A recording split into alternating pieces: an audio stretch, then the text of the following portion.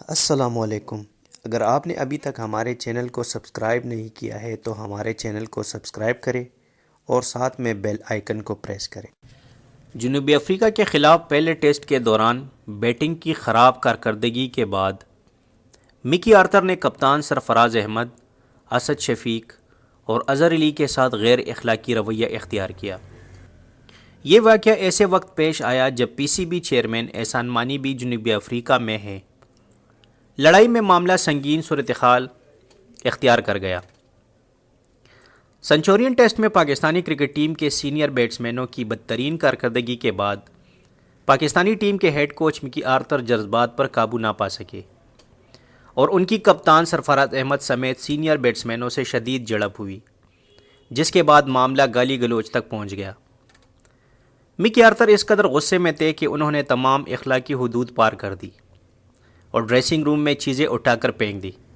عینی شاہدین کا کہنا ہے کہ سرفراز احمد کے کپتان بننے کے بعد ان کی سرفراز احمد کے ساتھ پہلی براہ راست جھڑپ ہے۔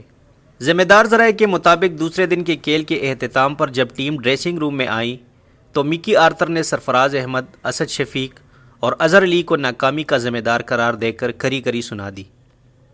اس دوران کھلاڑیوں کی جانب سے بھی جوابی ردعمل دیکھنے میں آیا۔ ذرائع کا کہنا ہے کہ مکی آرتر نے کھلاڑیوں سے کہا کہ وہ جان بوجھ کر غلط شاٹس کھیل کر آؤٹ ہوئے ہیں۔ کھلاڑیوں نے اپنی غلطی مان لی، لیکن مکی آرتر اخلاقی حدود عبور کر کے گالی گلوچ پر اتر آئے اور انہوں نے کھلاڑیوں کے ساتھ سخت رویہ اختیار کیا۔ ذرائع کا بتانا ہے کہ پاکستانی ٹیم کا ہیڈ کوچ بننے کے بعد مکی آرتر کی انضمام الحق کے بعد کپتان سرفراز احمد اور سینئر بیٹسمینوں کے ساتھ پہلی براہ راست جھڑپ ہے۔ میچ کے دوسرے دن سرفراز احمد اور اظہر علی 0 اور اسد شفیق 6 رنز بنا کر آؤٹ ہوئے۔ مکی آرتر کی کھلاڑیوں کے ساتھ لڑائی کی کہانیاں پرانی ہیں۔